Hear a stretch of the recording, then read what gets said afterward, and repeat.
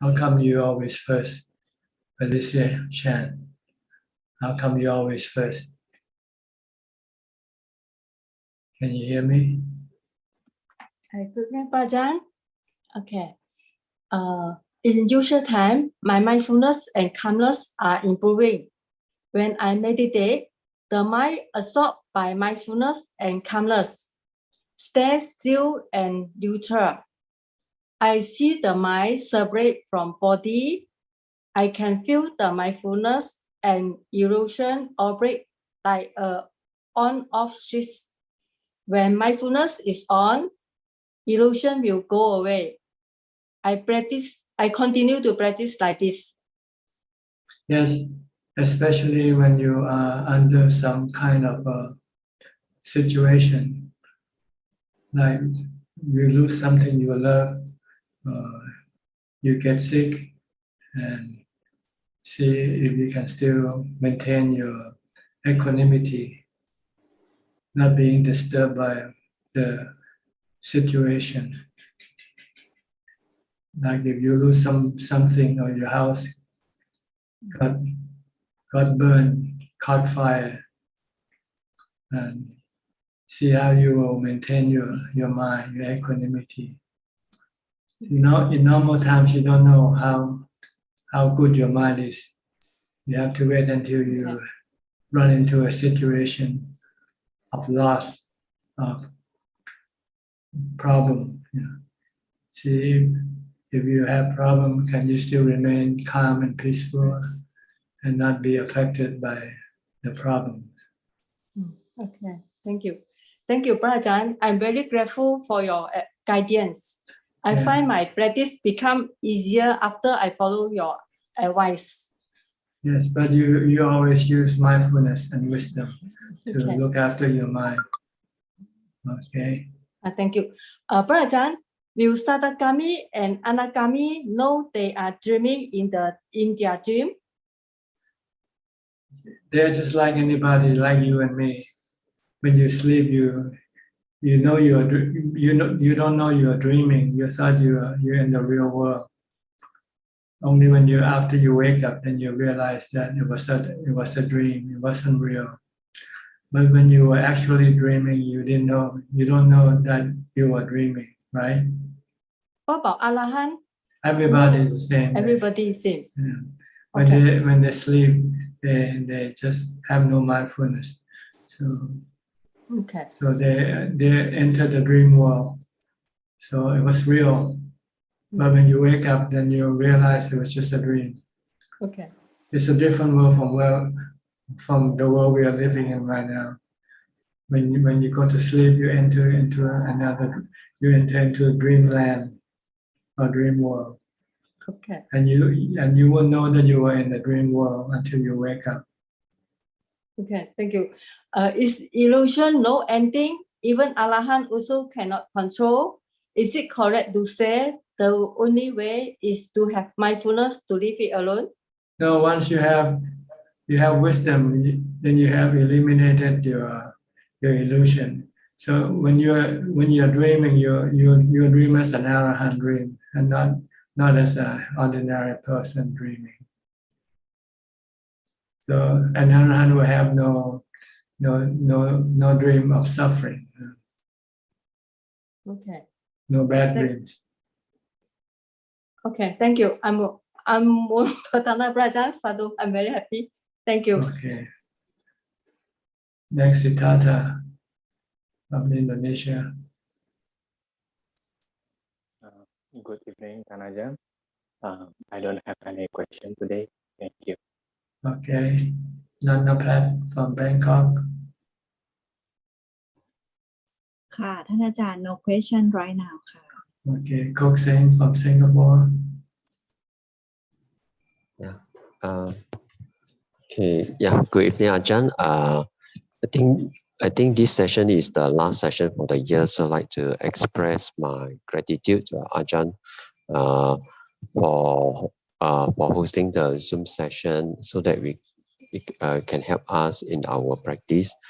Ajahn, today I have a question regarding the one of the 10 factors, which is the rights and riches. So I'd like to find out whether is chanting considered as a kind of rites and rituals? No, no. Chanting is the practice of mindfulness. So it's a development of mindfulness. Rites and ritual is to perform something and expect to get something from your performance. Like if you're sick and then you do some rituals and you expect that having done this will cure your illness, and this is called. But with chanting for mindfulness, this is practice, Noble Eightfold Path, Samma Samadhi, Samma Sati, right mindfulness. I see. Actually, this question arises during last Sunday. There's a group of my friends from my university time, from the Buddhist society. So we met every Sunday. We meet every Sunday to chant the Ratana Sutra. So one of the members was saying, "Oh, what we are doing is actually a kind of rite and rituals." It depends on what you want from your chanting. See? If you chant and you want to get rich, and you want to get well from your illness, then this is rite and ritual. But if you want to chant to calm your mind, to make you have more mindfulness, then this is practice Noble Eightfold Path, Samma Sati, right mindfulness. It depends on what you want from your chanting. If you want to chant and expect to get rich from chanting, then this will be rites and ritual, because it cannot happen. Actually, this so-called we meet every Sunday. It started during the pandemic last year. So one of the members in my university Buddhist society, so he suggested to chant the Ratana Sutra as a kind of protection. So the kind of intention to be have protection from the pandemic. So is this You protect your mind, but you cannot protect your body. Even the Buddha cannot protect his body. When his body gonna get sick and die, he cannot protect it. But he can protect his mind from having suffering from the illness of the body. So when you chant, you want to protect your mind, to make your mind have equanimity. Okay. So as long as the intention of chanting the Ratana Sutra is to protect the mind, so it will not, which is a form of mindful training for mindfulness, then is no more considered as rite and rituals. Right, it's okay. You want to develop Buddhang Saranang Gacchami, you want to develop Dhamma as your refuge. And this Dhamma is mindfulness, sati. Yeah. Okay, thank you, Ajahn. Okay. Yeah. Next, Gegyen So from Penang. Thank you, Ajahn. No question today. No question, huh? Yeah. Okay. Gavin from Vancouver, Washington. You must be in the middle of a storm right now, huh? Yeah, I think there's maybe just 2 or 3 inches of snow outside. Oh, really? Do you have to shovel the snow? I don't have to shovel it, but I'm probably gonna just drive very slow to work this morning. Yeah. Okay. I don't have any questions today, John. Thank you. Yeah, by the way, I saw your father this morning. Yeah. Is he still eating just every other day? I didn't ask him. I didn't notice. Probably, yes. Okay. Just want to let you know. That's all. Thank you for the update, John. Okay. Really from Indonesia. Good evening, Ajahn. Today I would like to ask, there is a belief that whenever we enter a new place or we want to stay in a new place or go to the forest or mountains, then it's like we have to ask permission to the spiritual or unseen beings, just in case we might offend them. So is this the right practice? Well, it's just a practice for those who's afraid. See. For people who's not afraid, then there's no need to do this, because first of all, you don't know whether there's any spiritual beings around there in the first place. Yeah. But for people who are scared, who are easily scared, so they want to sort of do something to make them feel protected or feel, you know. But it's a good practice to ask permission from whoever own the place that you would like to use their place. You know. If you go to somebody's house, you ask permission from the owner of the house first, right? Can I stay in your house? So should there be a spiritual being around there, then you should just say, okay, may I share this place with you? If there's actually a spiritual being, they will come in while you meditate or while you're sleeping in your dreams. But if there's no such thing, then there's probably no spiritual being there.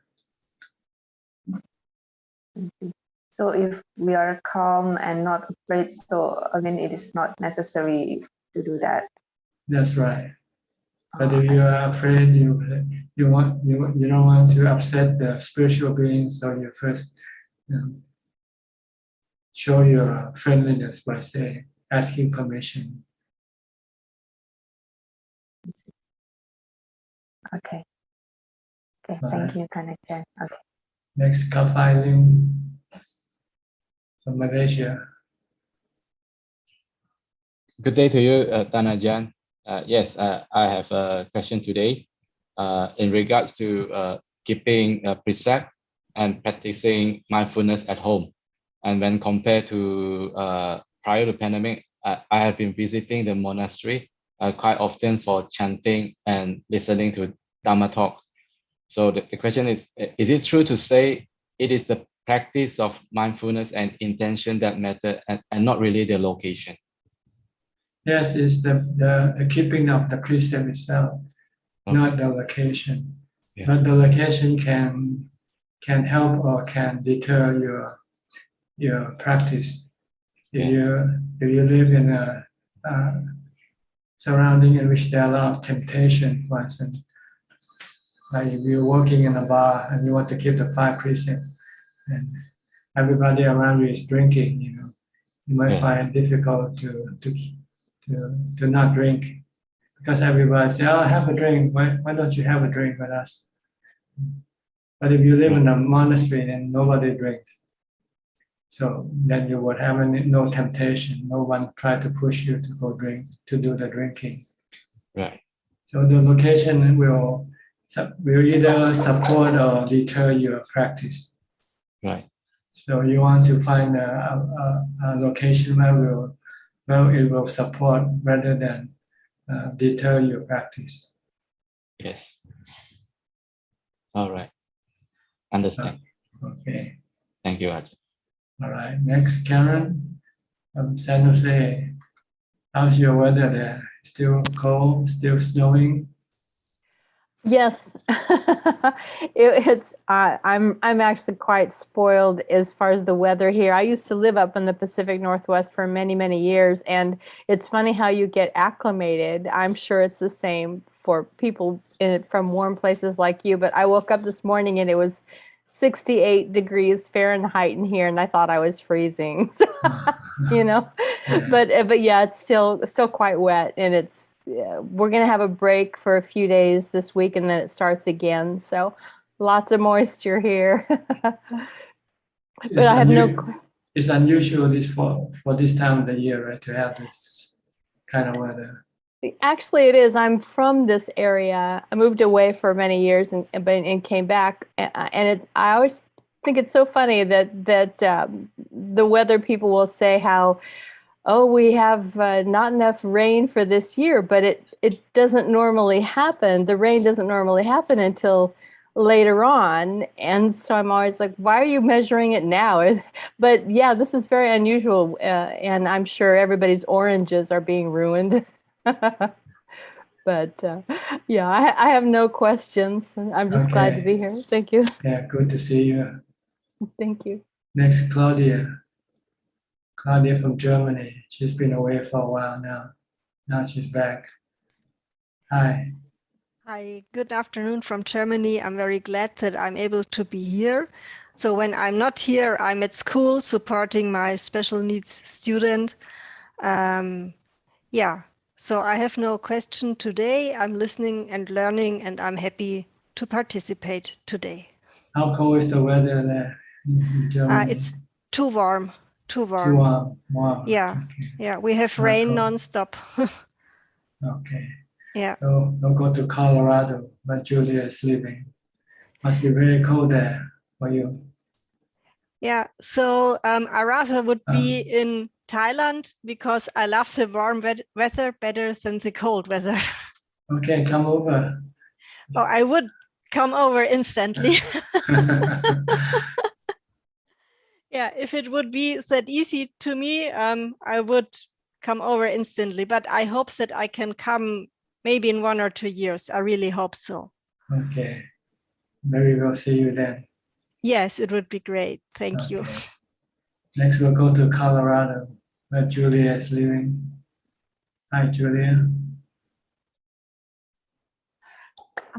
สวัสดีค่ะท่านอาจารย์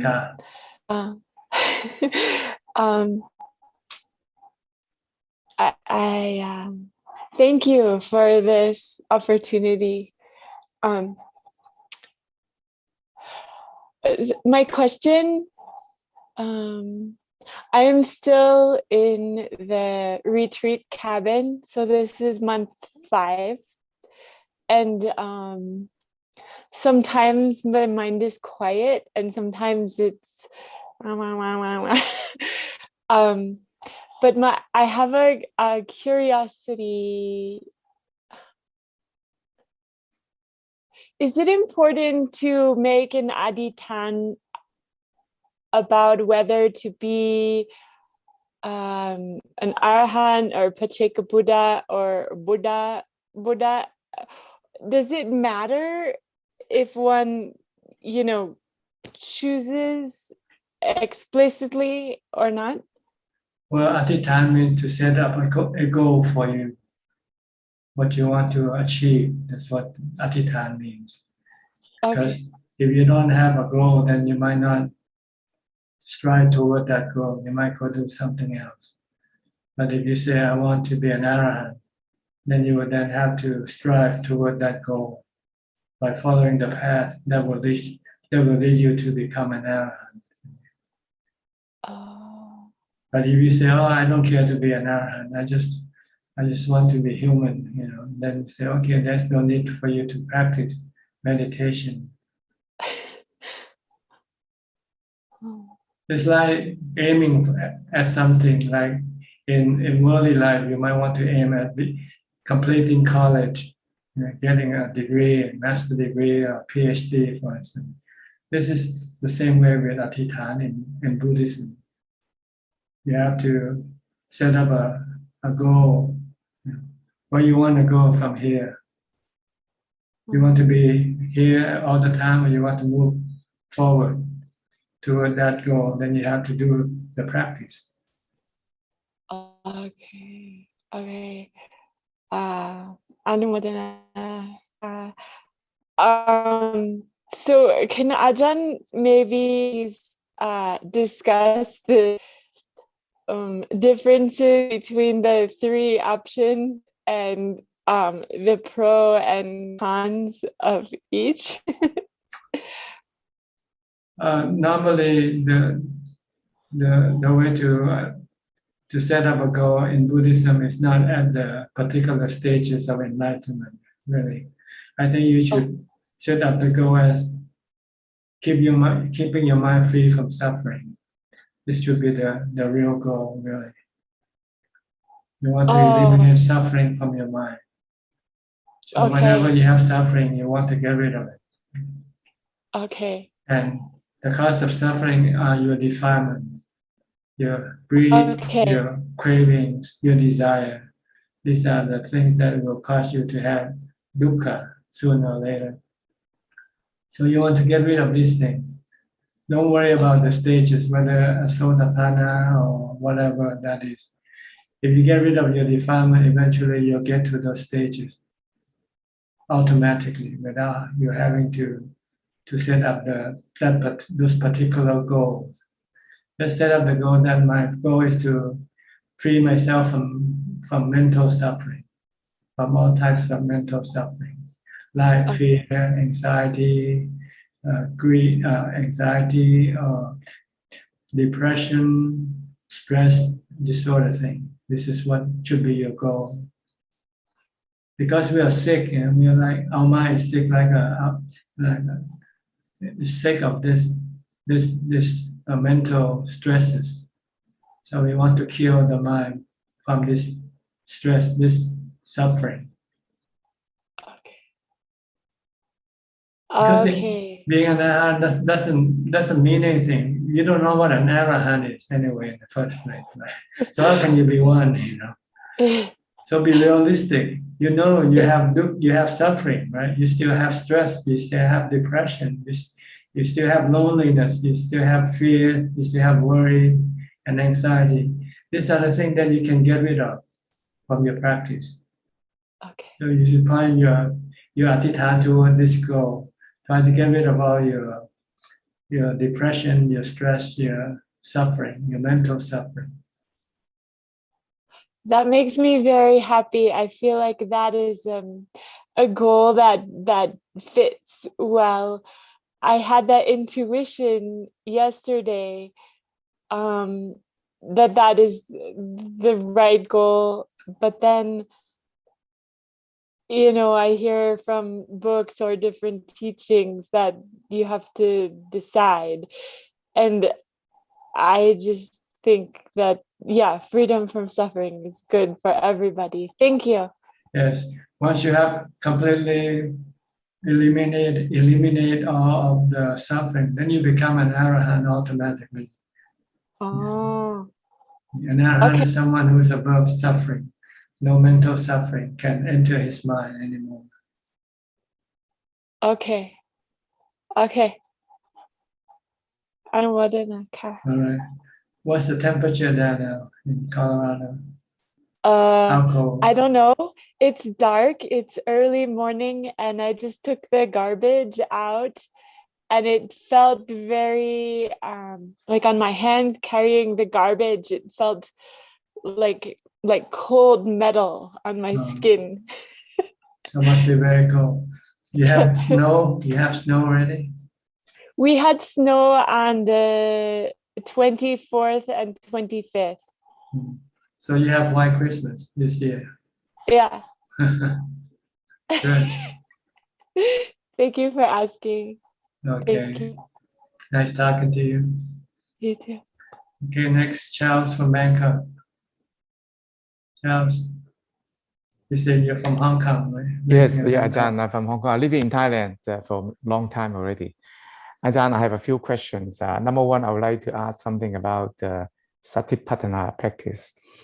Many of my friends, actually including myself, when we practice Satipatthana, we don't pay too much attention to two practice. One is about the 32 part of the body. The second is about the life stages of the crops of the dead body, right? So yes. These two areas, we don't pay too much attention. So my question, Ajahn, is should we pay attention to this, or it is actually overall it's not that important in terms of overall practice of Satipatthana? Oh, it's very important. That's why it's included in the Satipatthana Sutta. Okay. But lay people want to avoid this because they still want to have their sexual desire. So the purpose of contemplating on the 32 parts or the 10 corpses is to teach the mind to see the ugly part of the body, the unpleasant part of the body, in order to get rid of the sexual desires. But since you are still a lay person, you still have a family, you don't want to do this yet.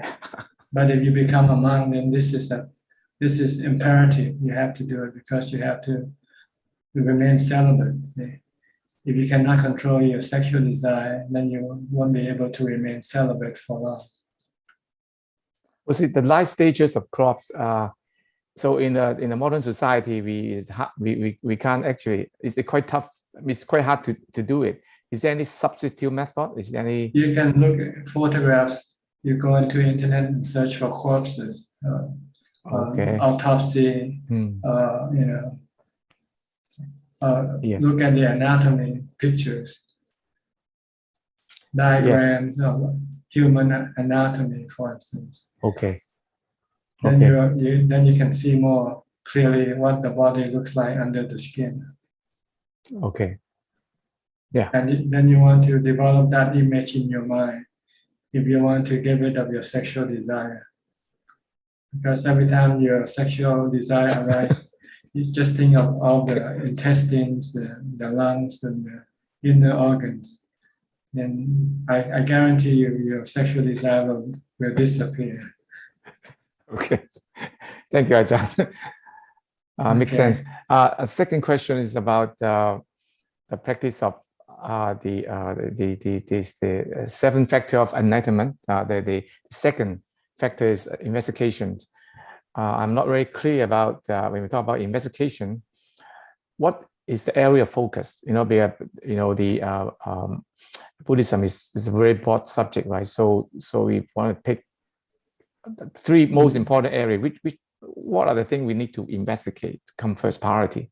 First, your body, your body and other people's body.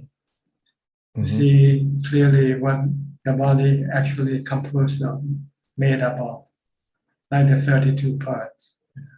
Then you want to study the nature of feelings that are arising from the body. Okay. You have three types of feeling: painful feeling, pleasant feeling, and neutral feelings that keep changing, come and go. You want to study the nature of this feeling to see that it is a natural phenomenon, something that you cannot control, something that you have to learn to live with. For instance, not to be prejudiced between these three because you cannot choose. You say, I only want pleasant feeling, I don't want any painful feeling. You cannot do that. But this is what most people want, right? You only want good feeling, pleasant feeling. They don't want painful feeling. When they get sick, they become miserable. That's because they cannot deal with the painful feeling. But if you use satipatthana, then you train your mind to learn to live with your painful feeling by using your equanimity that you achieve from your samadhi or jhana. Okay. And the third subject that you have to study is the nature of the mind. The mind meaning the emotions, the things that are appearing in your mind. But how about the Four Noble Truths and the three characteristics? Is there any way to investigate and experience those, teaching? You use the Four Noble Truths in connection with your study of the body, feelings, and mental states. Because you'll see that when you choose, when you decide you don't want something, then you are creating misery for your mind or suffering for your mind. Like you don't want to get sick, right? So when you get sick, you become miserable. Okay. But if you understand the nature of the Four Noble Truths, you know that your misery or your suffering arising from your desire not to get sick. But can you avoid getting sick or not? Okay. Can we extend it? Yes, Ajahn. Yeah. Can we extend the investigation to learning, listening, reading sutra? That's considered also investigation, or just rather in the meditation mode? Not in the sense of what we're talking about. Okay. But you need to study first how to do it. You read the scripture to learn how to practice, what you need to develop, what you need to do, what you have to do. This you have to study. Okay. That's before, but more important, after that we have to practice to kind of to realize that the learning. Right? Okay. Yeah, to get to know your real body, your body and other people's body, the nature of the body. And the Buddha that said that it is impermanent. Body is constantly changing, and eventually will come to cessation one day. Yeah. Okay. Thank you, Ajahn. All right. Next, Philip and Adeline from Malaysia. Good evening, Ajahn. You have a question? I have a question tonight. Go ahead. Basically, the last couple of nights I dreamt about a departed one, a friend. So is there any way, or what does it actually mean, and what can I do? Is it like, do I can transfer memories to them? Well, in dreams, it can be either you think about that person yourself. So you dream, your mental fabrication, you create this thing of this person. And the other possibility is that that actual person actually enter into your dream. Because I haven't, he passed away many years ago. He used to be my father's teacher. So, and he just appeared in my dream. So I'm just wondering if there's any significance in him appearing in my dreams, that's all. Like I say, that it can be either you're thinking about that person in your sleep, or that person actually come and visit you. But if you cannot distinguish which one, then you just, if you want to play it safe, then you just do some charity and then share this merit to this departed person. In case this person come here to ask for your help, to send them merit. Okay. But So, if you don't know, you don't sure, you don't have to do anything. so by chanting and just in donation and doing dana. Normally we do dana and then dedicate share this dana, the merit that you gain from dana to the departed one. All right, I just want to confirm that. Thank you, Ajahn. Okay. Philip, do you have any question? No questions tonight. Thank you. Listening and learning. Okay, Ubeka. Alfredo, Ubeka. Hi, Bante. Hi. What happened to your name? You changed it to a number now. My name? Yeah, it's 84 something, 848. Your label. Your label.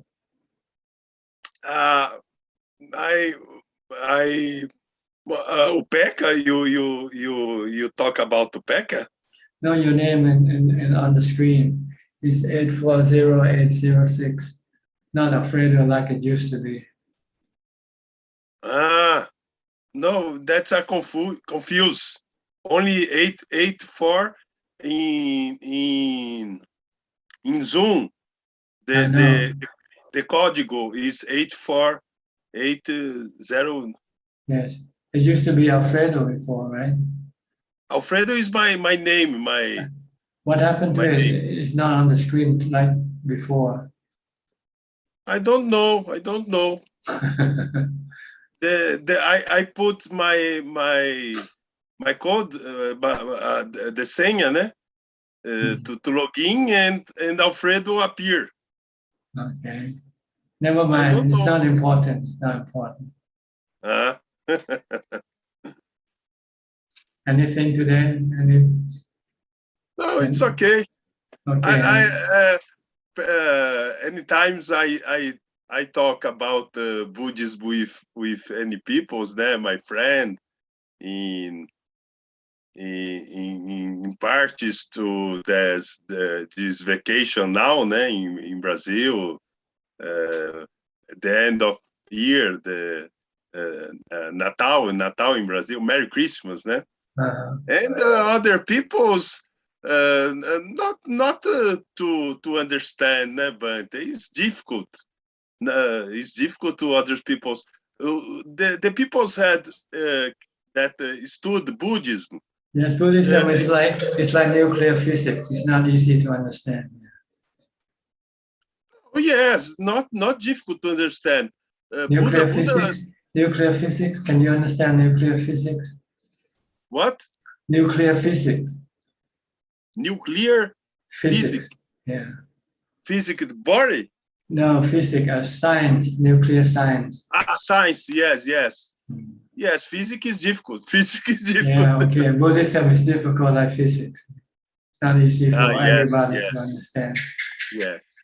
If you can understand Buddhism, it means you're smart. You have to be smart to understand Buddhism. Yes. The Buddha said this is only for the wise people. His teaching is only for the wise people. Yes. Yes. Okay. I think that have any things that Buddha tell a lot, né? For example, Buddha tell a lot of jhanas in Majjhima Nikaya.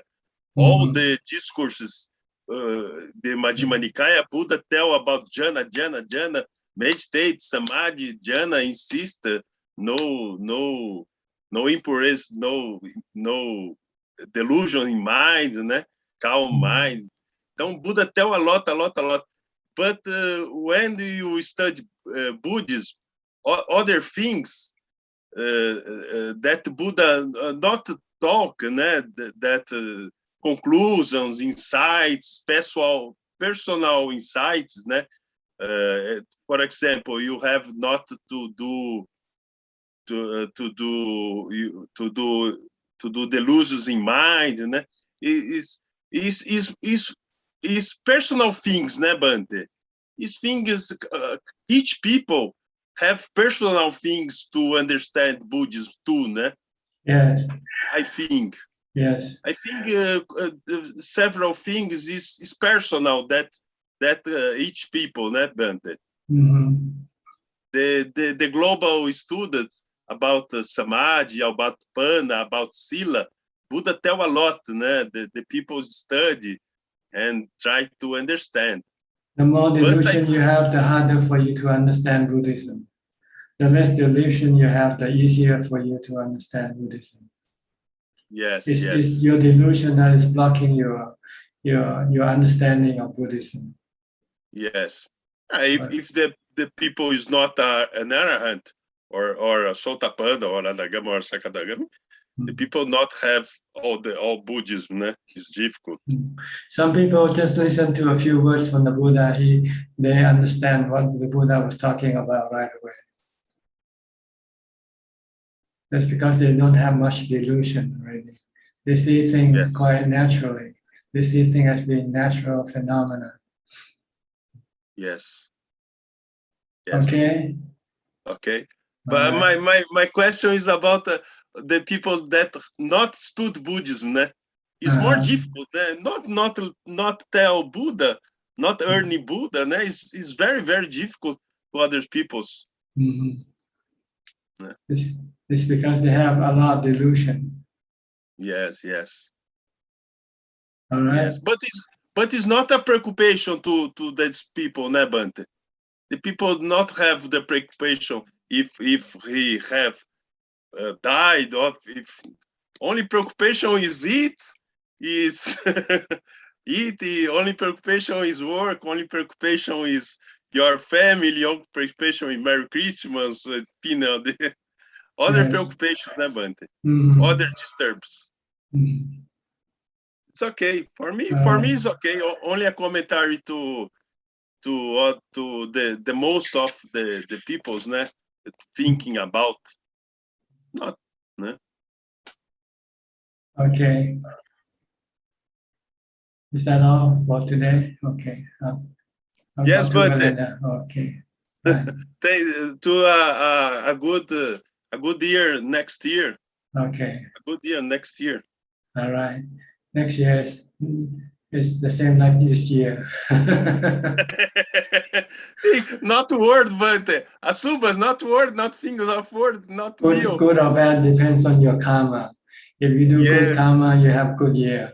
If you do bad karma, you have bad year. Yes. Yes. So if you want to have good year, do good karma. Okay. Yes, yes. I help a lot of peoples. Yeah, I help with money. I help you with talks. I help a lot of peoples. Good. Then you have good year. You have good year.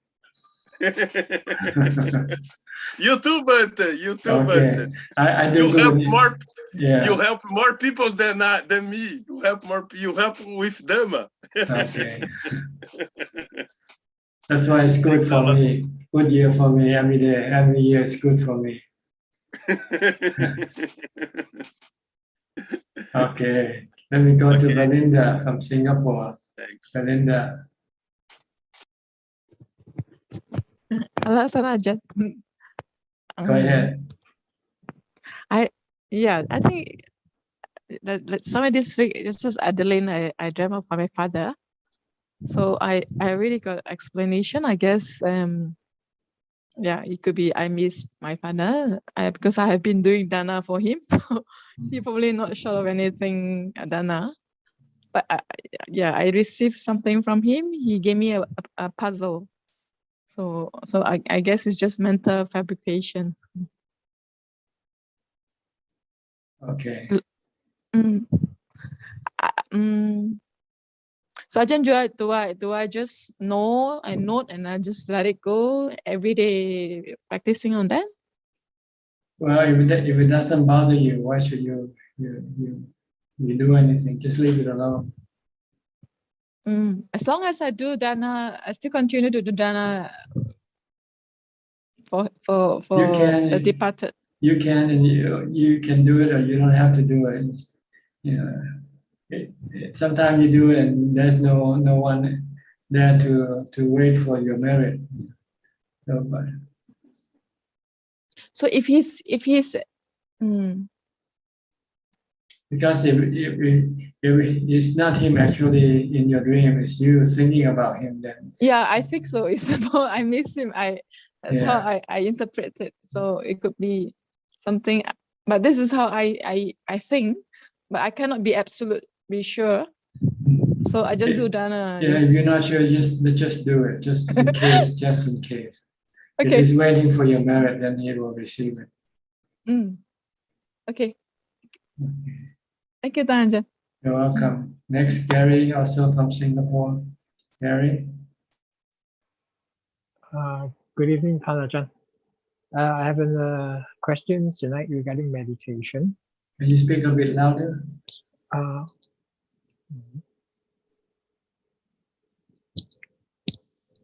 Can you hear me, Ajahn? Yeah, better. Okay, there's a question tonight from me regarding meditation. Ajahn, could practice of meditation actually slows down mental process of a person after I finish my meditation? No, when you meditate, you stop the mental process. But when you come out of meditation, you can resume normal. You can become normal or even more alert because of your mindfulness.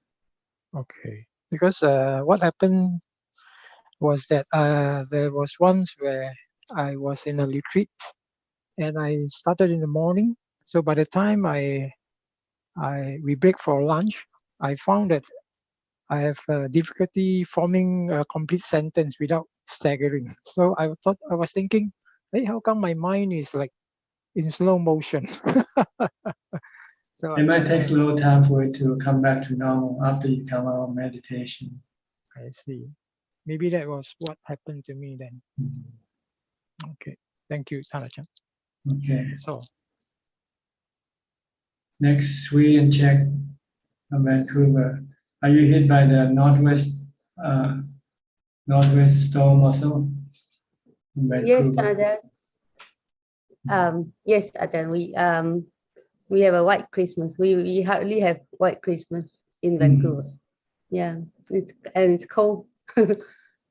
It's -12. We never have below. We always like maybe -1 or 2.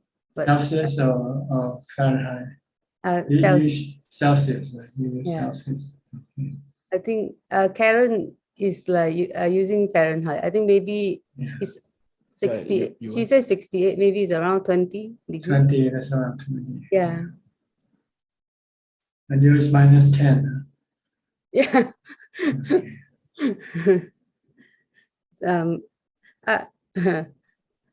I don't know. Just now you said Buddhism is nuclear science. I never heard this. But I think it's harder, Ajahn, because if people who are studying nuclear science can't even get enlightened. No, it's not the same thing, but it is the same in the sense that it's difficult to understand, it's hard to study. It's very complex, really. Right. And your explanation of Adithan to Julia was so profound. It's really a good goal. You finally, I think I never have like when people talk about Adithan to become like Sotapanna or Arahant or yeah, I don't feel connected. But just now your explanation made me feel that that's exactly the Adithan that we should have, is to eliminate the suffering. Yeah, it's so good, the explanation. Like when you're sick with your body, what do you want? What do you expect? What do you want? You want to get well, right? Right. Okay. Your mind is like your body. Right now your mind is sick. So you want to get well. You want your mind to get well. Right. That's all. That's all that matters. Yeah. And whatever that name is doesn't matter. Name is just a label you place on the condition of your mind. That's all. And it can be confusing for people trying to remember and try to imitate that condition. Oh, in order to be an arahant, I have to have no greed. So you try to imitate by trying not to have any greed. You cannot imitate. You know. Greed cannot be gotten rid of by just imitating. Yeah, it's so good that just now it's I just suddenly like click, like, because you're so right, the label doesn't that's why I don't feel connected, because that's just a label for me, but it doesn't tell the whole story. Yeah, but you just clear up, like, yeah, just it's simple, but I didn't think of it, but it's really like you just open up my eye. It's you get rid of the suffering is the goal. It's not being what a label. Like, it's just I've been really ignorant that it should be that goal that you were talking about. And Ajahn, just now I didn't hear the third part, like the explanation with Charles. He was asking about investigation of, and then you said that the 3 is the body, investigation of the body, feeling, and mind. I didn't hear the mind one, Ajahn. I didn't. Mind means the changing nature of the mind. The mind can be happy, the mind can be sad, the mind can be depressed, the mind can be anxious. These are all the nature of the mind. It's anicca, constantly changing. Anatta, you cannot force it to be one or the other. You cannot say keep the mind calm all the time. You cannot do that, because the mind is affected by conditions. like the white Christmas, the snow. You cannot say I'm going to have the snow every day. A few months from now, it'll be hot again, right? That's because things change. Same way with your mind. Your mind change with conditions that stimulate the mind to be happy, that stimulate the mind to be sad. But you can exist with this changing nature of the mind by just merely knowing and accepting, like you accept the body and feeling. So they're all the same. The body is changing, right? The feeling keep changing. So is your mind also. Your mind keep changing. And our problem is we're prejudiced. This is why we're creating dukkha for the mind. By being prejudiced means you just don't want this type of feeling, you don't want that type of feeling. So when you get that type of feeling you don't want, then you get dukkha. You're not happy because you're not getting what you want. What you want is craving. So when you don't get what you want, then you get dukkha. Then if you teach your mind that you cannot always get what you want, you just have to get what you get. Learn to accept that. See? Then you will have no dukkha. You can take good feeling, you can take bad feeling, you can take neutral feeling. Just take whatever comes. This is the goal of practicing, is to teach your mind to accept whatever comes to the mind. Like the body is if it's young, okay, let it be young. If it's gonna get old, let it get old. If it's gonna get sick, let it get sick. Because it's not under your control. It's not for you to say how you want your body to be, right? I want my body to be constantly young. Can you say that? I get it. You cannot. So this is the purpose of teaching your mind to let go of your prejudice. Just to take things as they come. And then your mind will have no dukkha.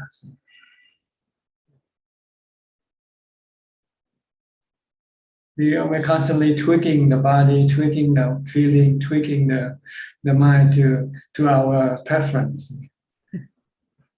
And we have been keeping doing this since we are born, and we still can never achieve that perfect point that you want, because if you do, it only lasts for a few minutes, then it's gone again, right? Because everything is constantly moving, changing all the time. So it's better just to learn to accept things as they are, rather than trying to change things to fit your preference. Because you can never be completely satisfied all the time. Because you might get what you want today, but the next day something else might change.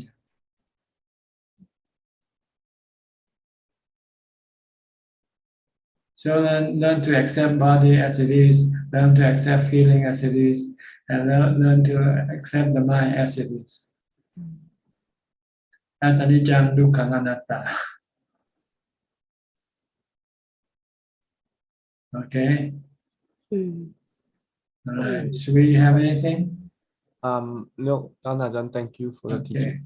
Then we go to Jessica. Then, are you back in California now? Hello, Tada-chan. I'm actually in California, yes, right on the beach. It's very windy and cold and rainy. In California? Yes, it's very cold and rainy. How long did you get there? So I got here on the 22nd. 22nd. And then I got my first injection here on the 23rd. So you were here. You were here at Wat Yannasangwararam on what? On the 15th? I was there like 1 week ago, Tana-chan. 1 week ago, huh? Yeah, about one. Yes, about that. The 16th. 16th. I saw you on the 16th. Yes. Okay. And I actually completed one of the book that you gave me, My Way. and I really liked it. I want a tiger teacher. It's very difficult finding, Ajahn who can actually lead you to the rightful path. It's very difficult. So when I read that book, I just smiled. Yes, I understood what you meant.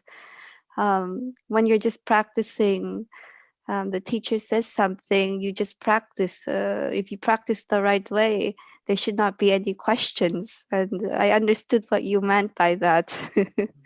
So right now, it's actually a little bit like coming here and staying in Thailand is very different. The mindset of the people. So, but I do find the middle way. To be around them and not be prejudiced against them. I just don't talk. I just observe. Yeah, observe, just merely knowing, accepting. Yes, observing, accepting, letting go. That's all that they were born that way. They receive the way they are. They are programmed like that from merits and karma and all the different junks in there. So, but I realize that anywhere you are, if you have metta, and you can be anywhere. And Christmas. Yes, you can live with anybody if you have metta. So if you are Santa Claus, you can live anywhere. Make yourself Santa Claus. Yes, basically that's what I'm doing. Give. Just keep on giving. Yeah. Yes. Whatever people want, give them.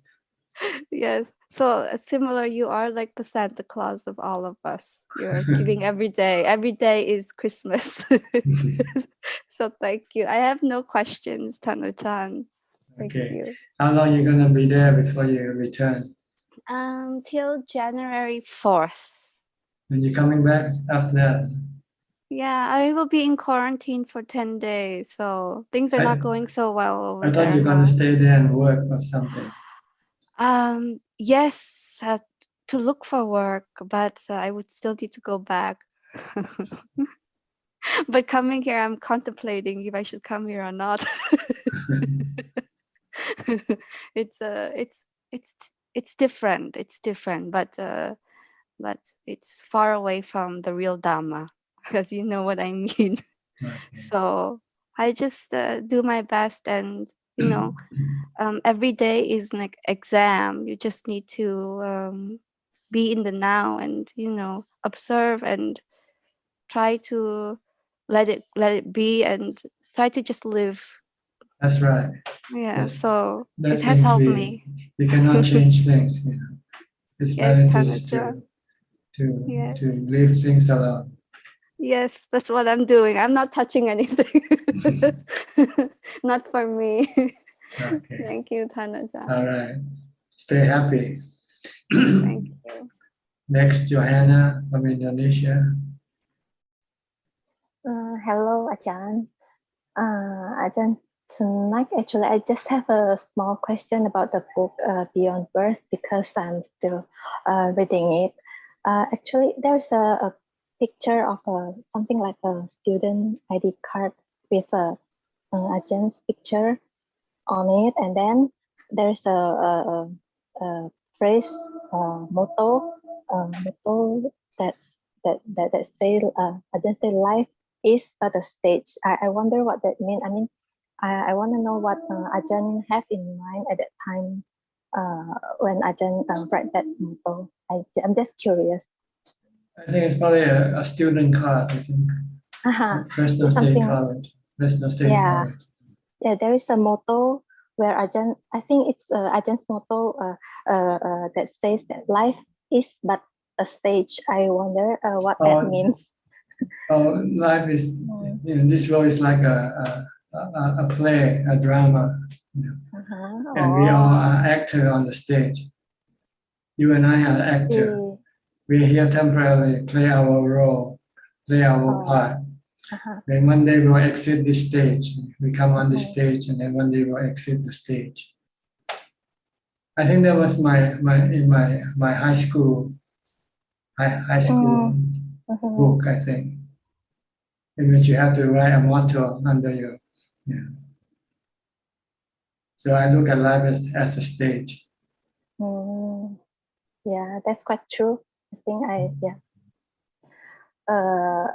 Well, I'm still reading the book, and I just want to let Ajahn know that suddenly I have this idea to translate the book to Indonesian language. I haven't thought further about it. There's this idea just pop up like that.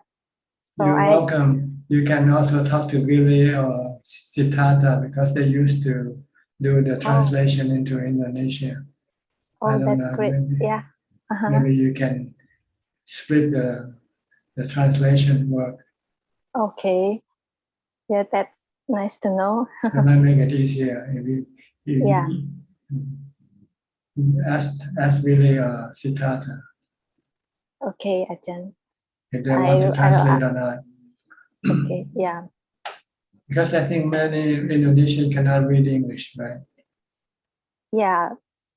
Not many, but I think it will be great if I can translate it so many people can benefit from this book and maybe get inspired from Ajah's story, maybe. Yeah, that would be a good thing. Yeah. Spread the Dhamma, share the Dhamma. Yeah. I think the gift of Dhamma accepts all gifts. Yeah. It's a really good story. Maybe can inspire many people here. Okay. I just have that wish. All right. Yeah. Maybe I'll contact Willie or Siddhartha. Yeah. Ask them what they plan to do in translation or not. Okay, Ajahn. Okay. Is that all? Yeah. All right. Then we go to Lillian from Bangkok, Malaysian living in Bangkok. Good evening, Ajahn. I have a question today about my meditation. Recently, it's a bit weird when I meditate, right? I will notice the breath. That is one part of the meditation. But then at the back of my mind, it's like a mind within a mind. I will be thinking about a lot of things about tomorrow, yesterday, but I'm still aware of the breath at the same time. But that is not the right way, right? But it keeps happening recently. It means your mindfulness is not strong enough, that's all. Okay. So you have to practice more mindfulness before you meditate. Okay. It should just be one layer of mind, right? And not too many layers, right? Right, it should only be one. But if you're not mindful, then your mind can run around, see? Run from your breath to thinking back and forth without you realizing it. Yes, yes. And after a while, I realized that I'm thinking of two things and I have to come back again and it keeps going to and fro, and it's a bit frustrating as well. Sometimes you forget about your breath altogether. Yeah. Actually, I used to forget, but I don't know nowadays. I can feel that I'm still aware, but then I'm also aware of the thing behind my mind. Yeah. So just stay focused with the breath and ignore the other thing. Even though it may be appearing, just ignore it and stay more focused on your breath. And eventually the background thoughts will disappear. Okay. I'll really have to try harder because it's quite distracting for me as well. Yeah. Yes. It means your mindfulness is not strong enough when you meditate. So you have to develop more mindfulness when you're not meditating. Okay. That one definitely when I'm not meditating. Yeah. Yep. Try to focus on your action, your body action. Yes. Or recite a mantra. Yep. But I realized that by following the not the total 8 precepts, but to follow the 5 precepts strictly, like not watching so much entertainment really helps a lot to help with the mindfulness, but still a long way more to go. Yeah, you can pick the precept for now when you start, and you don't have to do all 8 if you cannot. Just pick the one that you're able to do, and then try to do more as you advance. Yep. Okay. Eventually, you'll be able to keep all the 8 precepts. Okay, I'll try my best. Okay. Thank you, Ajahn. You're welcome. Alvin Lee from Malaysia. Good evening, Ajahn. I don't have any question today. Thank you. Okay. And Randy Smith from Canada, from Niagara Falls. Morning, John. Thank you. I have one question. In meditation, sometimes I get this feeling of kind of like a back and forth type of feeling, or a feeling of being like pushed through. That's the best way I can describe it. I don't focus too much. I just let it happen and it seems to kind of pass.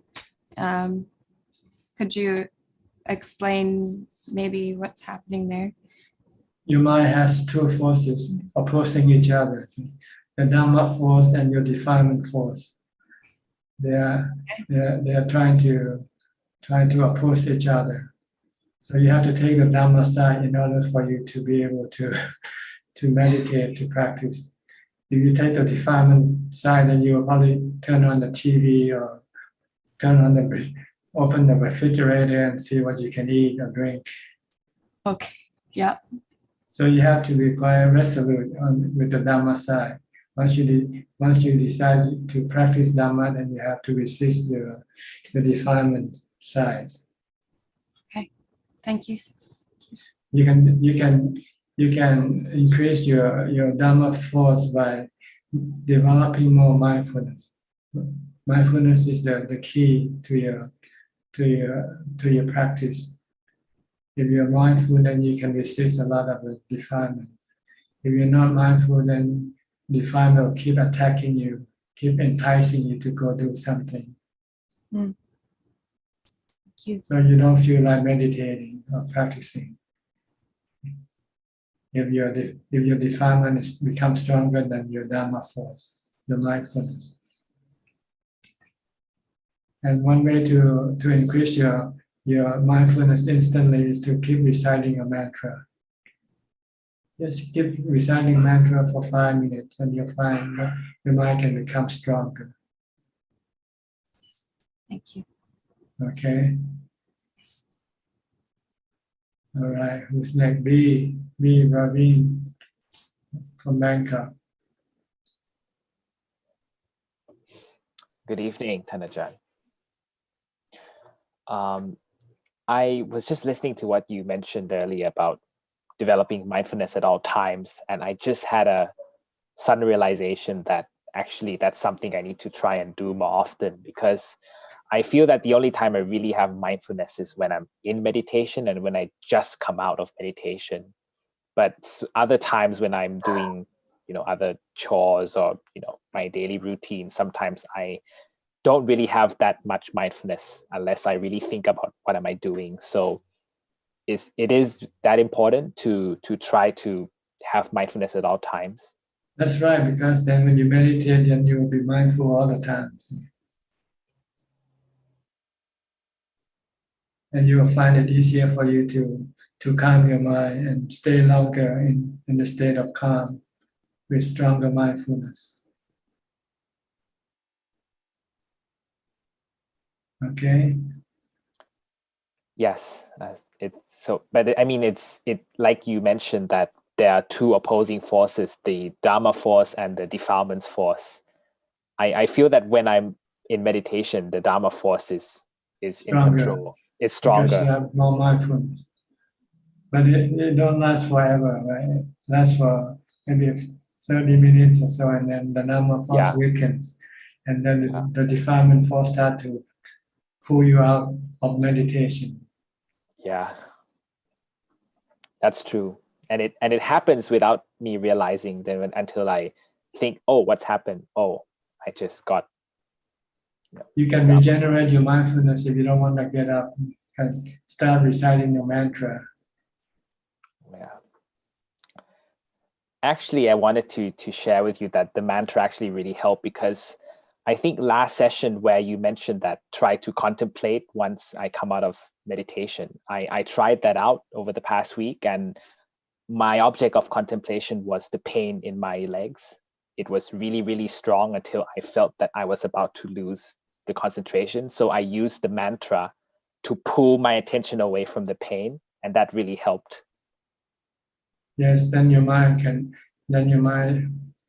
remain calm.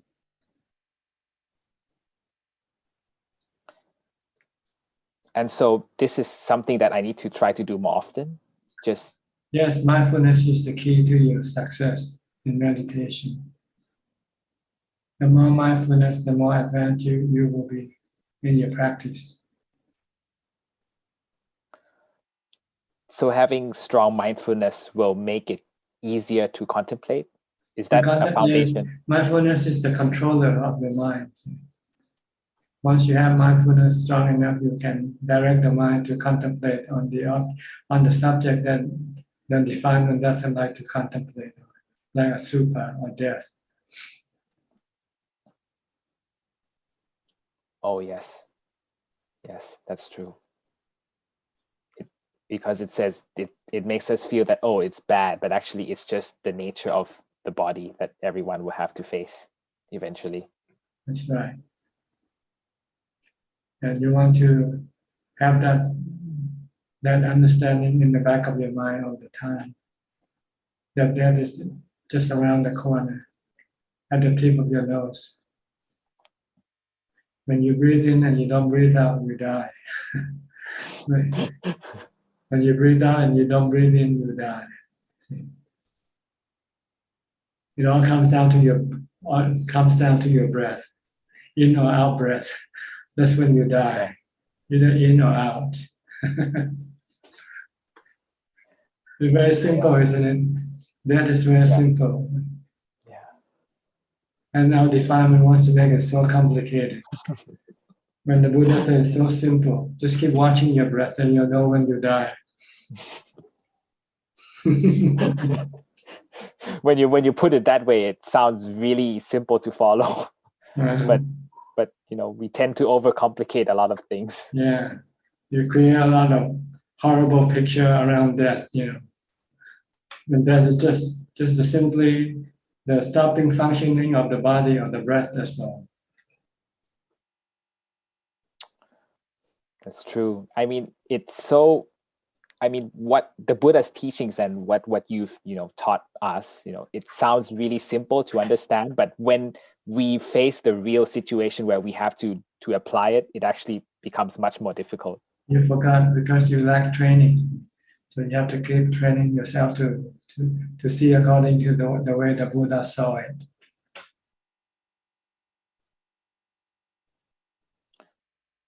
So the 3 characteristics of existence and the 4 noble truths.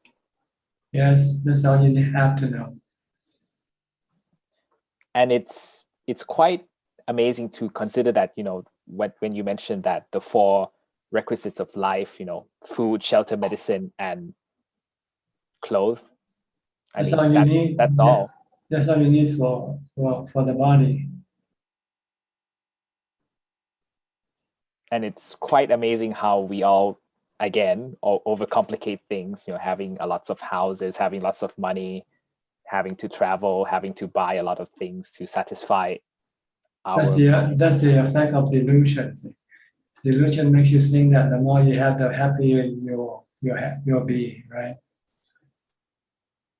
But instead of happiness, you have more headache, right? You have more responsibility. You have more expenses to pay for all the things that you have. To keep the things that you have, you maintain the things you have. You have to pay, right? So you have to work harder to find more money and so forth. That's true. But people don't look at it that way. They think, oh, I have a big mansion. I'm rich. I'm happy. I have lots of room in the house. I have lots of servants. But he doesn't look. You don't look at the downside. You have to pay all this. You have to pay all these servants salary. You have to maintain all this room,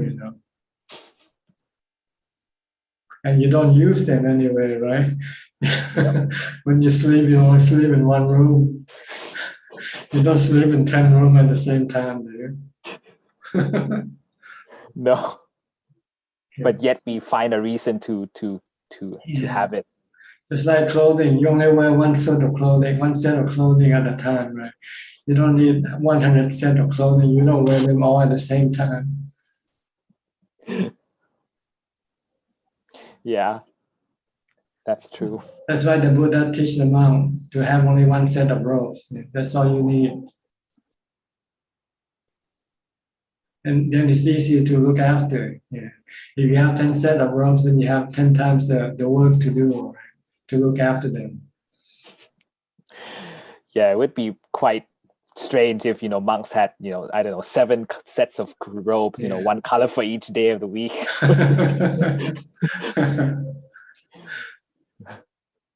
It would be quite a headache, and then it causes the mind to not focus on what it needs to do. So I was just reflecting. So I know the many things that you've taught me over this past year. I realized that it's really got me at least starting on the right path. Try to keep life simple. Okay, that's the. Try to keep life simple. Small is beautiful. It's true. All right. Yes. Thank you. Okay. Thank you very much, Ajahn, for everything you've taught. Next, Margareta from Indonesia. Margareta. Yeah. Hello, Ajahn. Any question? No question for today. Okay. No question. Yeah. Pui, Just listening. okay. Pui from Luxembourg. Namaskar ค่ะพระอาจารย์ You have any question? วันนี้I have no question today. I have a holiday today, 1 week for Christmas, and I'm very happy to come to listen you. Okay. Yes. Good to see you. Yes, I am happy too, and I just want to wish you a Merry Christmas. Well, a little bit late, but sorry. And I just want to ask a bed with for me and for my son. Yeah, wish you happiness, good health, and longevity. Okay, live forever. Thank you very much. I doing meditation, praying every day. Yes. Thank you. For Keep doing it. You will be happy. Yes, I do. Okay. Yes, I keep on every day. All right. Even sometimes I have feeling it's look like I could not manage to get up. I don't know why, but I try to put myself to be up all that. Yeah. Okay, let me go to Alexa. Alexa, Okay, thank you. Aruja or Aruga. How do you pronounce your last name, Aruja? My name is, hello teacher. My name is Alexandre Monteiro de Castro Aroca. That's my name. What the Aroca, yeah. But Alexander. But the YouTube, the Facebook made it just like now UPECA 804, right? Alfredo is now UPECA 804.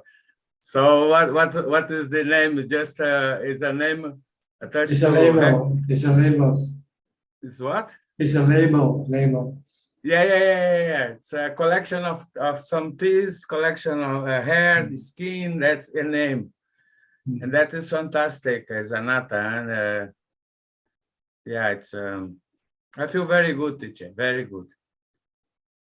I'm back into the road because I realized I learned that nirvana, the word nir, stands for no.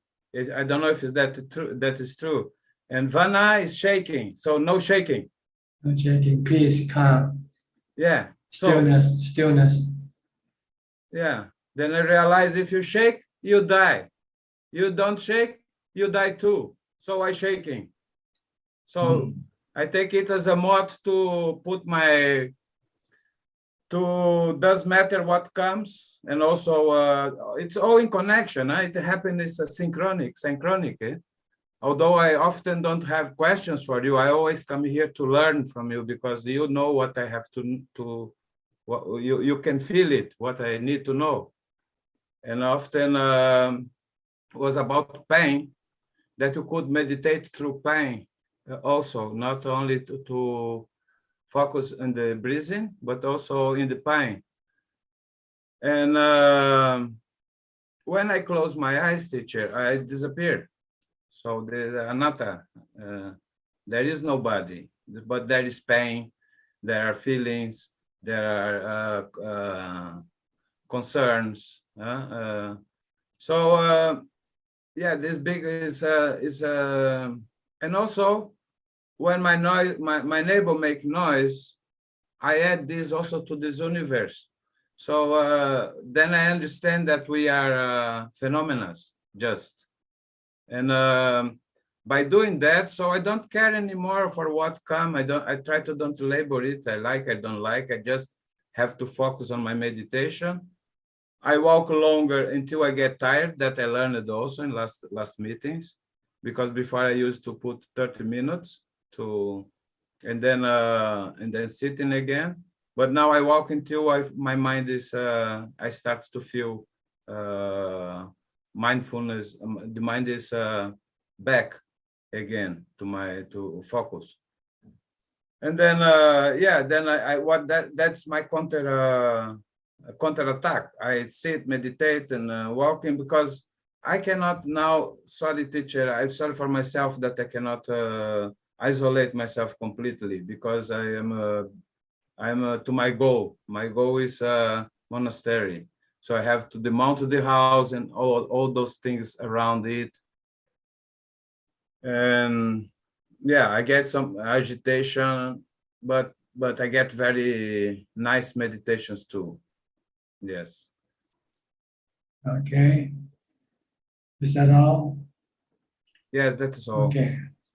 Thank you. Then we go to Anuraji from New Zealand. Anura.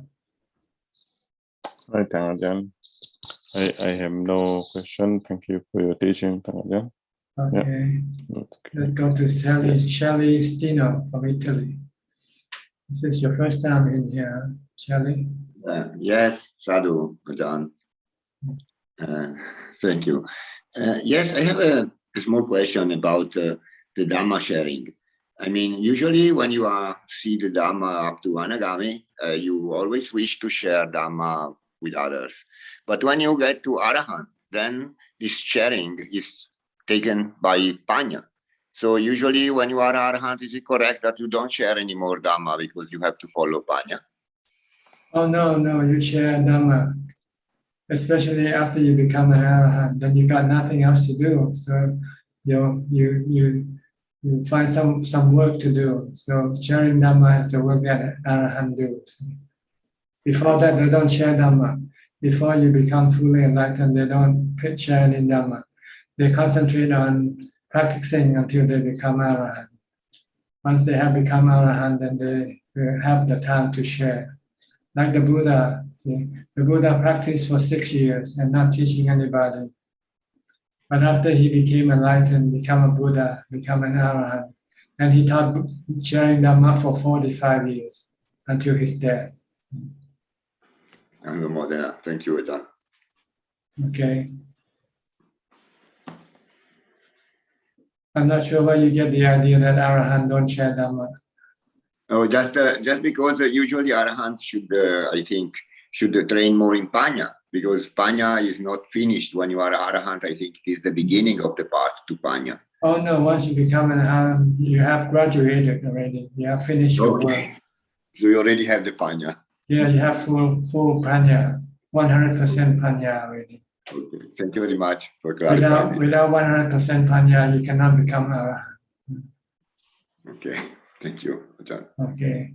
Where are you from in Italy?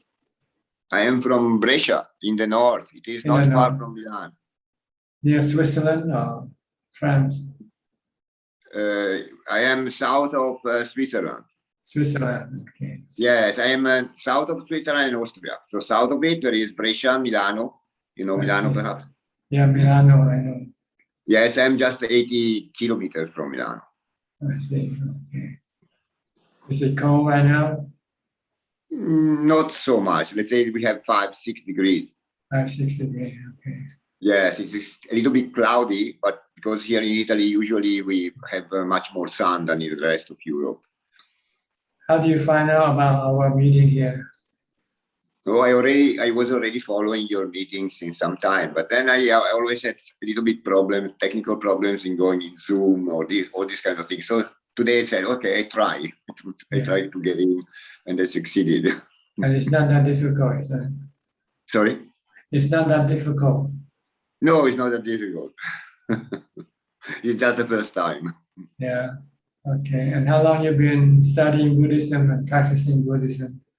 Oh, I met Buddhism and I knew about the First Noble Truth 8 years ago in Santa Citarama Monastery here in Italy.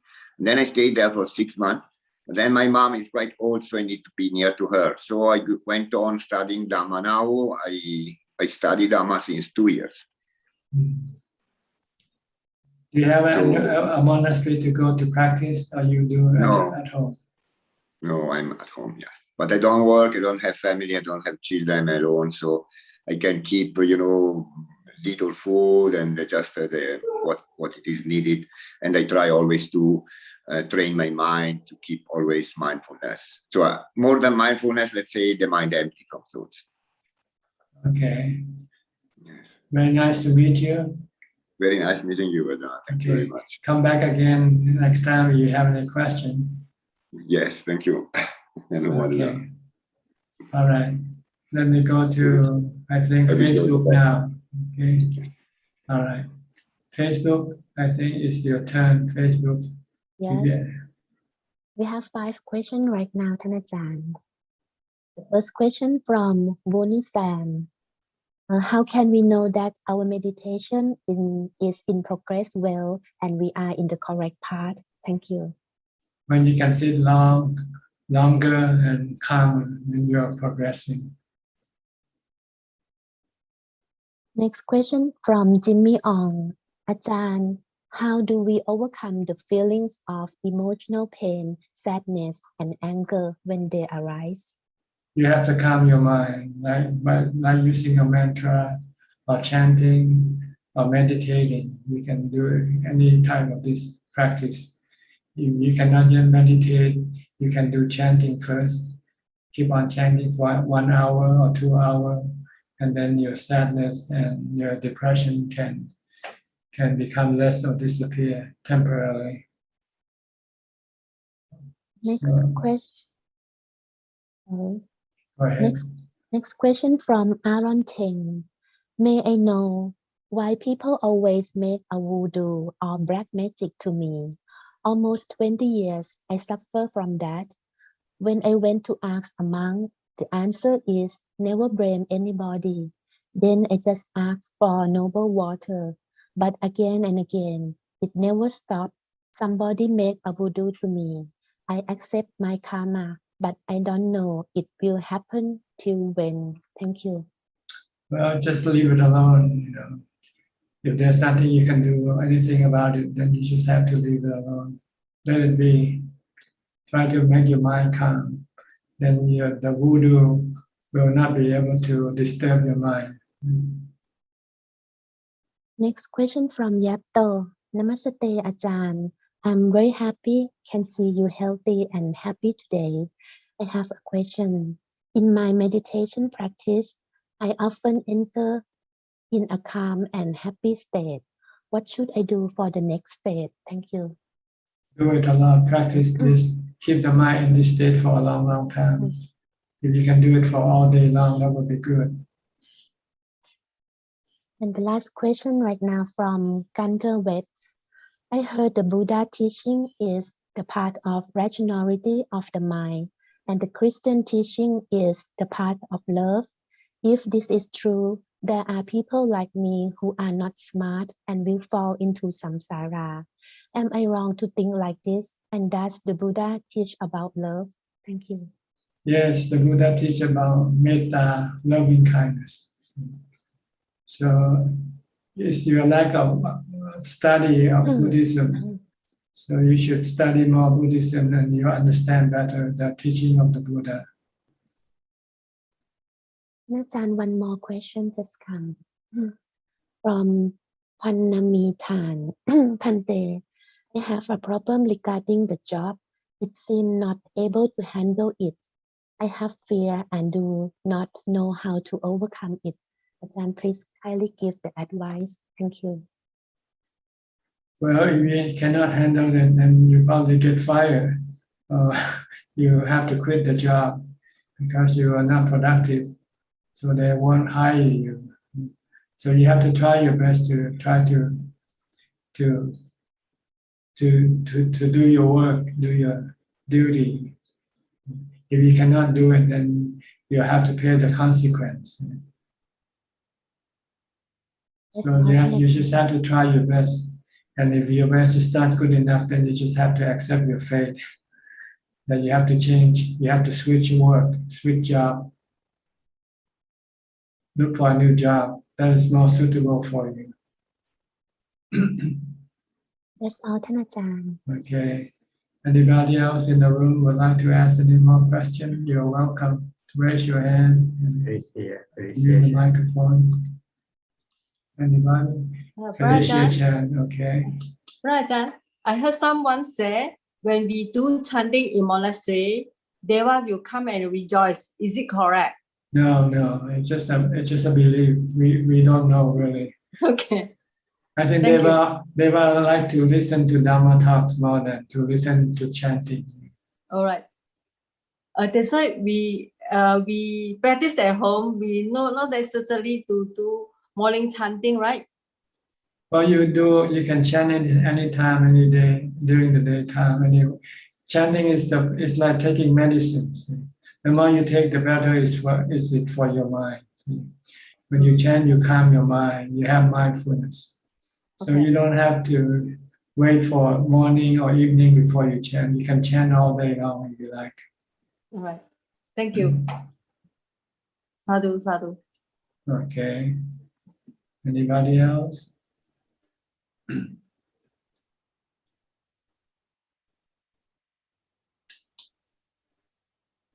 Looks like everybody's happy today.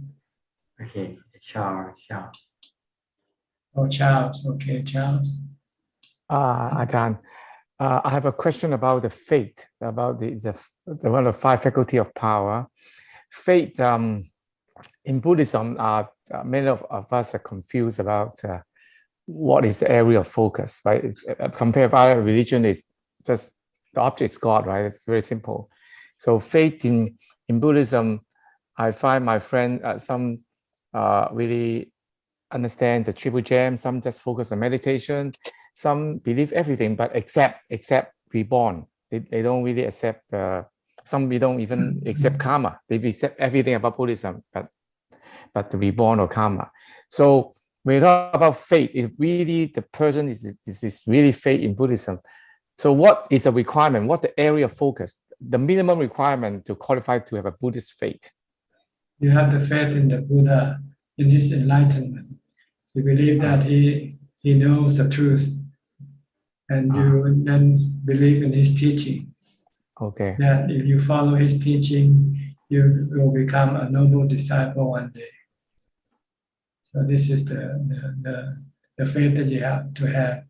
First, you have to believe in the Buddha, that he's the one who discovered the Four Noble Truths, the truth that will teach us how to liberate our mind from suffering.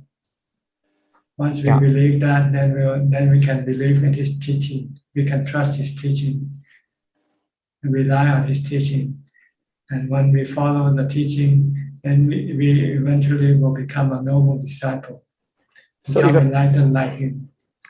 If a person just believe partially, the Buddha teaching cover this triple gem, right? There's some belief, not completely. For example, they don't really accept the karma and rebirth, reborn, right? So it's not really have a faith, just partially agree, partially accept, right? It's not complete faith. Then it's not complete faith. It's not complete faith, right? So it will not produce complete result. Okay. So can they call themselves Buddhists in this case? Well, they can call them anything. It doesn't matter what they call. What they are and what they call is two different things. Okay. Then how they do can we call themselves 50% Buddhist? Maybe Okay. they can call themselves like that. So how can we strengthen our faith, cultivate our faith? Study and practice. Study and practice meditation. The more you study, the more you understand. The more you practice, the more you see the truth that the Buddha saw. Okay. Okay. Reasonable. Thank you, Ajahn. Okay. B. Ravin. Yes, Thanajan, I just have one more question. It's regarding one of the 4 requisites of life, the medicine. I understand that since you mentioned that noble disciples are no longer attached to the body, so they have no fear whether what's going to happen to their body. So my question is, when you take medicine, to what level do you take it but not expect that, oh, I must get well, or you take it because you know that you will get better from it? So I just want to understand how it works. Well, you take medicine if you think that it will make a difference. If it doesn't make any difference, then what do you take it for? Right? Like sometimes people try to operate and do all sorts of things to try to keep the body going. But the end result is not any better than not doing anything. So why do anything? Then you have to use rationality. Right? But sometimes when people are so attached to the body, they forget about the rationality, and their only goal is to try to help this body in whichever way they can. And it doesn't matter whether it works or not. They just want to keep trying. That's being obsessive, not being rationality. You have to look at the end result, whether you can achieve that or not. Can you treat the body and bring it back to normal like it before it gets sick or not? If you cannot, then why bother? Why go through all the pain? And you're not getting anything, you're not getting any better. So that's what you should use. Look at the end result. Can you achieve that by using the medicine or the method that the doctor is using? Like this morning, somebody came and asked me, have a mother, 90-year-old, and now they have to operate on her heart. I said, why operate? It's not going to make anything better for her. You know? When you operate on the heart, she might die from the operation. So maybe it's just better just to leave her, live naturally. That's why I say, if the body gonna survive, it will survive. If it's not gonna survive, then it's gonna go. You know, let it be. Then you can save a lot of hassle, a lot of suffering, and also a lot of money. Yes, that's true. So it's not wrong to not accept treatment, give treatment to others, even though you know that, oh, they want it, or it's up to the individual. Right, up to the individual if they want to have it or not. If they don't want to have it, then you shouldn't force them to do it. All right. So it's a question of rationality. To whenever we get sick, we should consider, is the treatment worthwhile? Will it get us back to where we need to be? So that's right. how we should. Or just back to some semblance of normality, not bedridden for the rest of your life. You know. Okay, that answers my question. Thank you, Thanachan. Okay. I think Mandy Smith or Julia, sorry. Julia, you have a question? Okay. Oh, you show your room now. It's bright in the background. Yeah, let's see, can you see that? There's still some snow on the ground. Yeah. The mountains.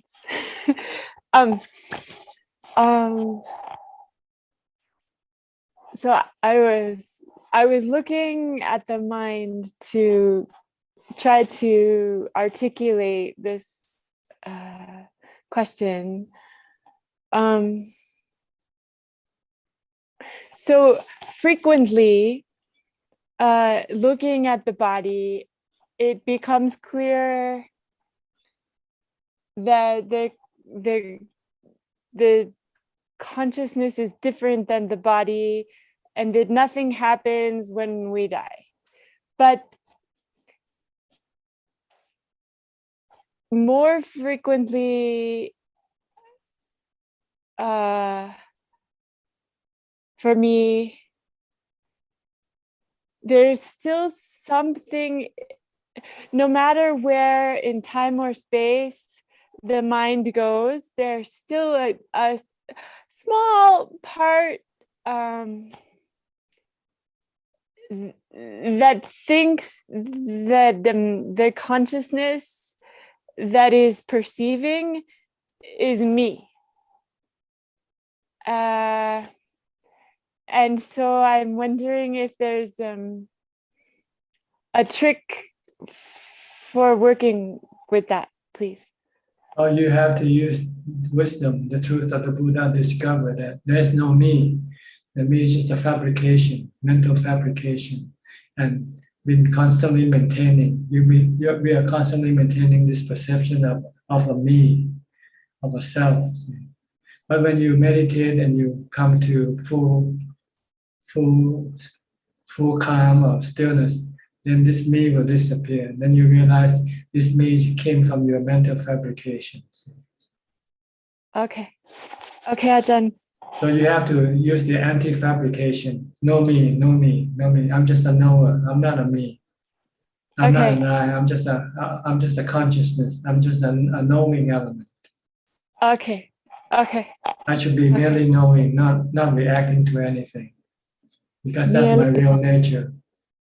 When I react, then I'm deluded. Okay. When I get angry, when I get sad, it means I'm being deluded already, because I'm using a me to react to things. Okay. So you should meditate a lot to get the mind to that emptiness, that stillness, where there is no me. And then when you come out, then you use your mental fabrication to create a new type of fabrication. I'm not me. There's no me. I'm just a knower. And so when there's no me, then there's nothing that can belong to me, right? This body cannot belong to me because there's no me. This house doesn't belong to me. It's just a place I stay, but it doesn't belong to me. So you want to disown self and ownership of anything. Okay. This you have to constantly think about it like this. You have to reprogram your thoughts. Instead of thinking about me, instead you have to think of no me, negative me, zero me. No self, anatta. I can see that works. I'm trying it now. Thank you. Okay. All right. Anybody else? We have Naomi just coming in. Alexa. Okay. Naomi just coming in. Who first? Anybody else before Alexa? Naomi. Naomi? Yeah, Naomi from Canada. Yeah, she just. You've been away for a while. Where have you been? I've just been listening online. I haven't had any questions. I keep listening to all your Q&As, and I just wanted to come in now because it's been a long time. So just to pay respect. I'm trying to keep my practice up and to keep following all the advice you've given. How's your sister? Is she still planning to come to Thailand? Yes, I think she is. It's still kind of far away. I think like it's still almost a year away, but I think she still would like to come to Thailand for a couple of months. And right now she's doing a retreat in a monastery in Canada for her winter holidays. Okay. And how's your practice? Better? Improving? it's it's improving very slowly. Right now, I'm taking time off work until the end of March, so I'm going to spend a few weeks by myself, and then I'm gonna go to a monastery for about 5.5 weeks. So I think I'm maintaining at least what I've had, and I'm maybe progressing a little bit. It's going okay. Okay, and as long as you're not walking backwards, it's okay. Yeah. Okay, good to see you. You have nothing to ask, no question? No, I don't have any questions. I'm still working on everything you told me. All right, then we'll go to Alexa. Alexa, you have anything to say? Yeah, teacher, I want to let you know that often I come later to your meetings because I come from another meeting, so it's difficult. Okay. You can come anytime you want and leave anytime you want. This is a free room. Just no fixed format. Thank you. Okay. Just to see the ready mind to concentrate for this is something completely different. But I find one question. Dukkha is easier to realize, right? Everybody can realize when they're suffering and that we suffer. That's easier to realize, right? For people. Yes, but how to get rid of it? That's the difficult part. Yeah, then come the question. I realize in meditation that when I feel anicca and anatta, when I feel it, when I am it, then when I'm walking and waking against the situations, I can quickly recover from it. So that's the antidote. That's right. If you see the anicca, dukkha, anatta, then you can get rid of your dukkha. I feel the feeling, the dukkha. Then the evil come up. If people is evil with me, my evil come up. I say, well, okay, we are all the same, and we are nothing. Right, anatta. Yeah, that why what I want to share with you before, and was so difficult to put it in you either have to see it's anatta or it's anicca. Then you can stop your dukkha. Like you say, you see people as anatta, as being the 4 elements, the 6 elements. No self. It's just a natural phenomena reacting to each other. Or interacting with each other. Yeah, it will pass. It will. The 5 khandhas are processing it, and then we get in confusion about it. But when you remember from meditation, when I remember from meditation the emptiness, then and when I had all those that will. Yeah, you withdraw to emptiness, then everything will be okay. And dukkha will disappear. But there was a feeling, there was tell you before. Okay, thank you. In the first meeting we did today, I tried to explain this, but it was more confused. Now it's more clear. Thank you. Okay. If you see everything as anicca, anatta, then there will be no dukkha. Okay. That I realize it. I think your connection is not so good. Your sound keep coming on and on. Cannot really hear you. So yeah. Let me see. Okay, but thank you. I realized it after you said about pain, that we could also get into jhana through pain. So when I had pain, then I changed from I've tried to avoid it, to isolate it, to go deep in it, and it worked very well. I could handle it as much. It was very terrible pain, sciatic nerve. The best way is to leave it alone if you can. This is the best way to deal with pain, is to leave it alone. Then you don't have to do anything. You said about jhana through pain. I misunderstood you. go through jhana by focusing pain? I mean, to make your mind have equanimity and live with the pain, not to react to the pain. It came natural, huh? Yeah, not running away from the pain, but teach your mind to stay put and face the pain calmly, not reacting to the pain, not having any desire for the pain to disappear.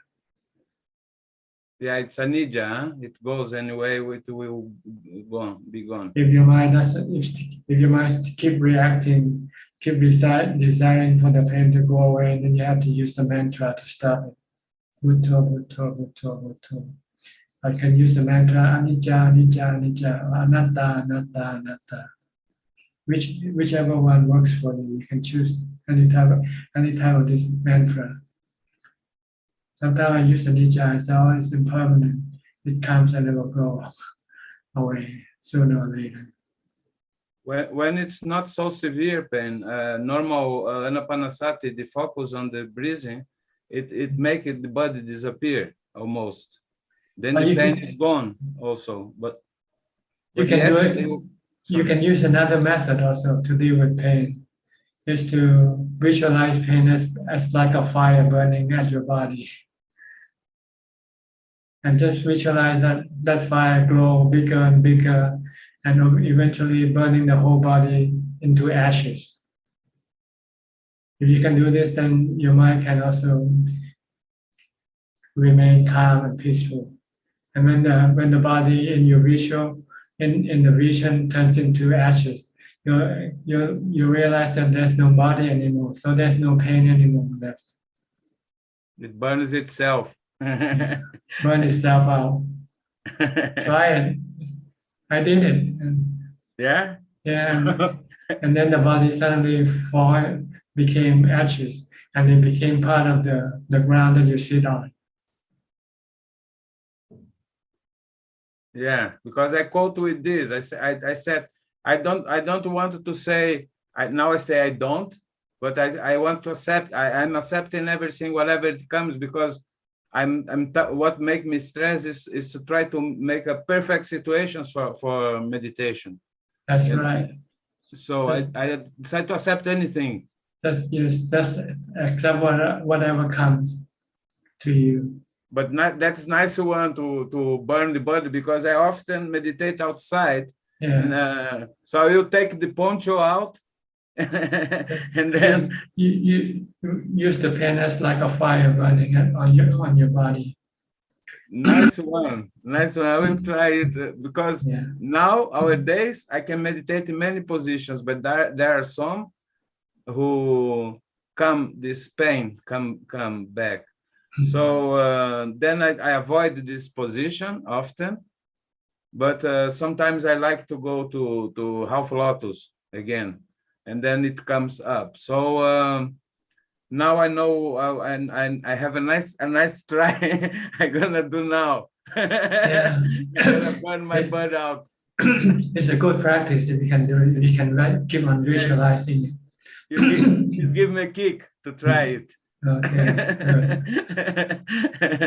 Thank you very much, teacher. All right. Thank you. Okay. Shelley, you want to ask question? Or just pay respect? Ask question. Okay. You have to unmute your microphone. Okay, now perhaps it works. Yes, okay. Can hear you now. Yes, Ajahn, I would like to ask you a question about the practice.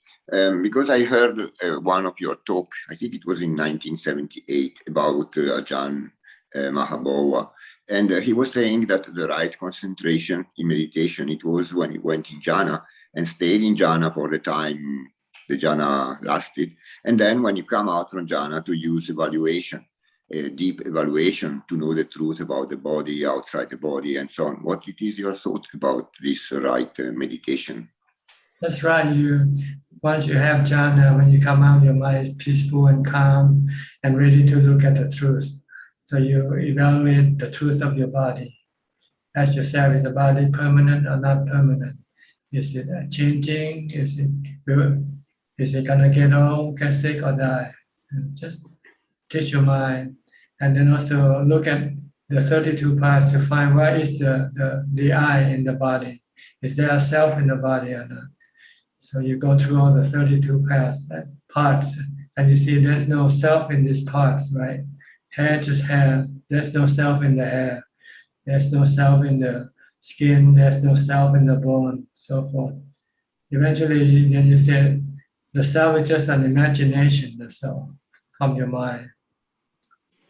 Like ancient people imagine that the world is flat, right? It's just an imagination. It's not the truth. Because someone proved that the world is round, right? Eventually. Yes. So the Buddha proved that there's no self in the body by dissecting, separating all the parts out. Yes. Thank you. Thank you very much. Okay. This is what you want to do after you come out of meditation. If you are a full-time practitioner, you do this. When you come out of meditation, you want to start evaluating or studying the nature of your body until you find that you become tired. Then you stop evaluating, and then you go back into meditation to regenerate more strength before you can come back and do more evaluation, more study. Yes, thank you very much. Until you see clearly that there is no self in the body, and that you can let go of the attachment to this body. Thank you very much, Ajahn. Okay. When you go to other subject, because there are a lot of things that you still have to study. Once you get rid of your attachment to your body, then you have to study the unpleasant nature of the body to get rid of your sexual desire toward the body also. Yes, I think that is the biggest obstacle. Yeah. Okay. But you need the support of your jhana. So you have to constantly go back to jhana to regenerate more strength before you can come and study or contemplate on the nature of the body or whatever object you want to study. Thank you very much. Yes, because for me it was a very enlightening this explanation you gave about this Ajahn Mahavawa teaching, and because before I could go in jhana, but then when I was coming out from jhana, I didn't know what to do. That's right, and then you just let your defilement take you to the refrigerator, to the TV instead, right? Yes.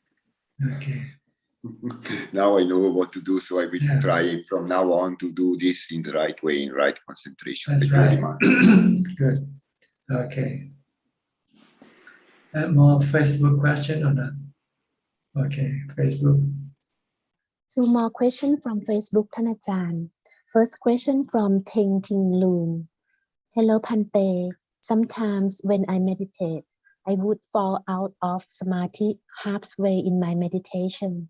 What can it be that problem, and how can I get better at holding on to samadhi? Thank you. You lose your mindfulness. When you lose your mindfulness, then you fall out of the samadhi. So in order to get back, you have to regenerate your mindfulness by reciting the mantra, Bhutto, Bhutto, Bhutto. And the last question from Un. Good evening, Bhante. I'm Bun Un from Penang, Iceland, Malaysia. Bhante, please explain what the difference between awareness and mindfulness. Thank you. Well, there are two English words. So I don't know what's the difference. You have to have some English speaker, native speaker, really to differentiate between the two. To me, they are the same. It means you're observing, you're using your mind to observe something. This is mindfulness or awareness.